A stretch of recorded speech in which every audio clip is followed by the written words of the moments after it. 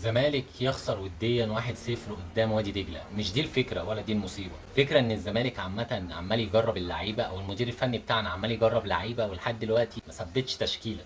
يعني لحد دلوقتي هو عمال يلاعب ناس ويشوف ناس، واكيد مش هتحكم على الراجل من مطوشه وديه.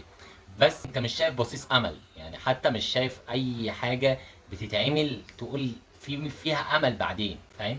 اللي هو هل فعلا الراجل ده اختياره صح اصلا ولا ايه الدنيا؟ انت ما بتعرفش، هو الراجل لسه بيجرب الناس الجديده على الناس القديمه، بيشوف الدنيا. المهم ان الراجل لعب لحد دلوقتي 4 ماتشات وديه، كسب 3 وخسر 1. الثلاثه اللي كسبهم هو حرفيا بطلوع الروح، يعني كسب راعي 1-0، اورنج 1-0، الشمس انت كنت بتلعب الصبح والشمس ضربه في وشك فكسبت 5-4.